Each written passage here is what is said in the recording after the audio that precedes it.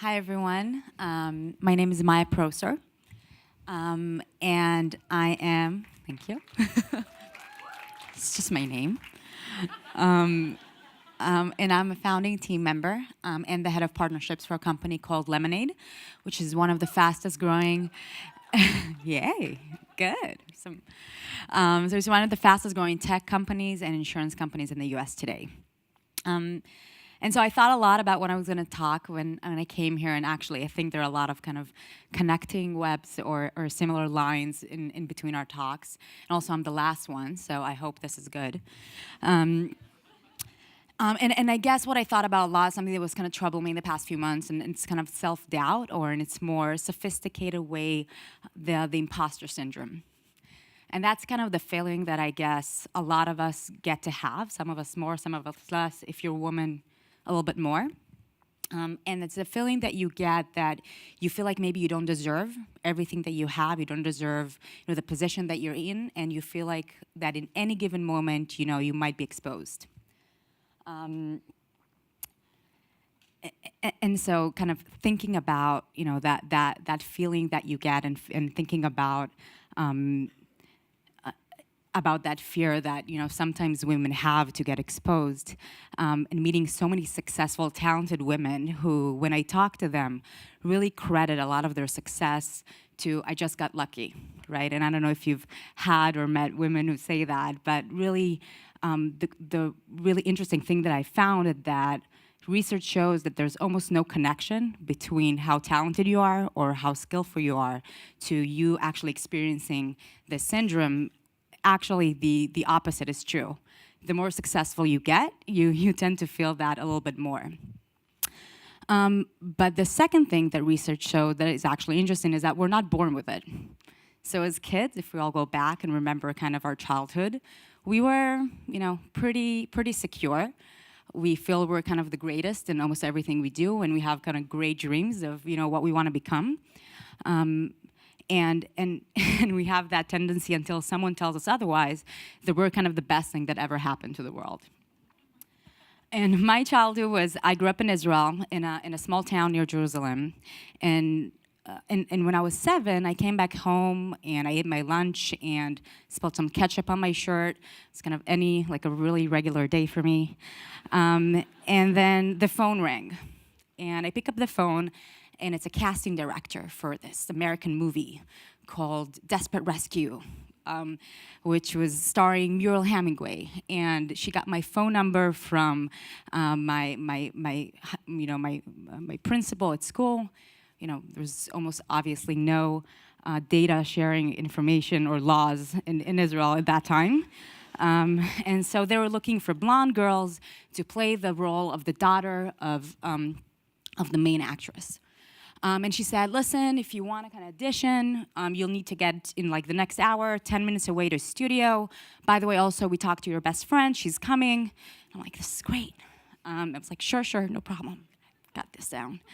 I hang up the phone, and then I called my best friend. I said, can you come and pick me up when you're going? She says, sure. And then I remember I'm 7. So I need to get approval for this, right? So I go, okay, who's babysitting me? Okay, my brother. So I go to him and I'm like, listen, everything's set. Someone's picking me up. I'm going to audition, all good. And he says, sure. And so I get to the audition, I pass the audition. This is great. Next stop, we need to get to Tel Aviv, Hilton Tel Aviv, final audition. My best friend doesn't pass, so next logical thing, I attach myself to another mom that's there with her kid. They're going, I'm with you. I remember, need to do the responsible thing. I call up my brother again. It's like, listen, I passed, I rock, right? Good for me. I need to get to Tel Aviv. Someone's taking me. Don't worry about it. You don't need to do anything. And he's like, sure. And so I get to Tel Aviv. The first thing that I remember, I walk in, I see this sea of blonde girls all dressed up in beautiful dresses, all accompanied by their moms or dads, and this is me with my ketchup stain. And And I couldn't be happier. Like this was like, I was like having the best time of my life. And as I was having the best time of my life, the same time, different part of Israel, my mom walks home. And she walks home, she goes up to my brother, she's like, hey, where's Yotam, my other brother and Maya? And he's just like, Yotam's at a friend's, Maya's auditioning for a movie in Tel Aviv. Not the answer she was expecting. So my mom being my mom, she's this rock star mom. She just finds out the telephone, gets a waiter in the hotel to basically track me down, look for a girl that has no one. And so he tracks me down, he finds me, gets me to the phone, I talk to her, I'm like, Emma, this is amazing. I'm like, this is great. And she's like, okay, never mind. She lets me play along with it. The production actually takes me back home when it's all done, and I get the part, which is really awesome. So I get to like be on a movie set for a few weeks, and my brother's punishment for letting me go was to babysit me on the set for the entire time. So that was not as fun for him. So thinking about this crazy story, it is crazy, but one of the things I kind of, try to tap into was I was so sure of myself. I had zero blocks. I was just going for it. I had complete belief in myself and in my abilities to really do this, and I was 7. Which is, ignorance is bliss, but also I think that, it's kind of beautiful in many ways. And then I kind of started thinking about, okay, I'm a different person today, and I do have that insecurity, right? I do have that feeling sometimes that I can't do everything that I want to do, or that maybe I can do. And I started thinking about these points in life where people start telling us, right, that you can't do certain things because not only because of who you are, but because of what you are, right? Maybe you're not rich enough, maybe you're not strong enough, maybe you're not man enough, something along those lines. And so I started thinking, okay, why did that happen? And you carry that insecurity with you to the workspace. And so a few years later, or many years later, in my previous job, not this one, we had this huge strategic account that came in and we had to pilot with.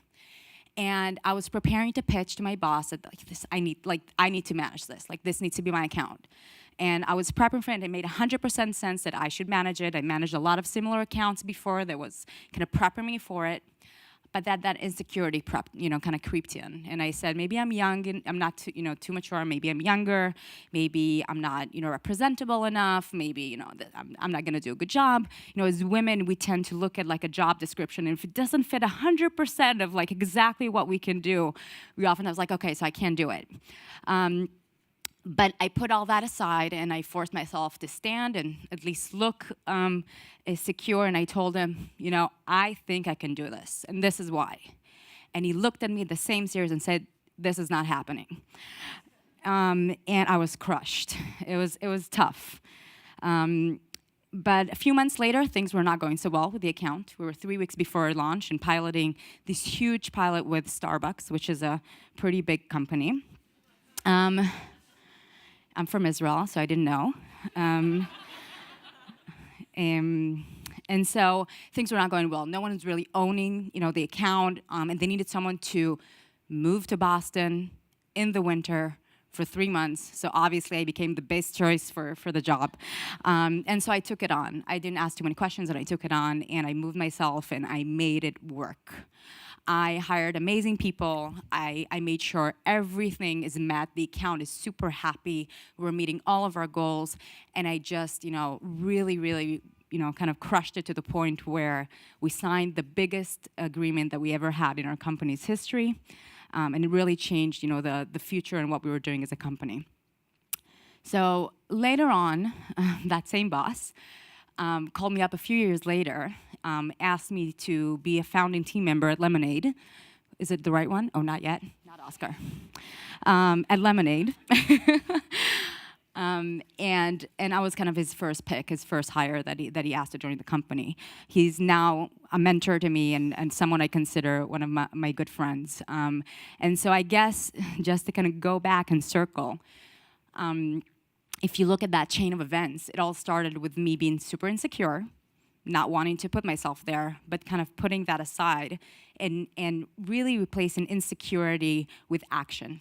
And I think that's something we need to kind of think about, that small action actually started the chain event that led me to where I'm at today. And so when we think about as women, each person can call it a different thing. I call it the imposter syndrome. Call it whatever you want. Just acknowledge it, that this is a baggage that you're taking with you, and then put it aside. And just really force yourself to feel uncomfortable, feel insecure, but go after things that you feel like that you can do, that you feel like that you deserve. And when we ask for more, we get more. That's just a simple equation. So thank you very much.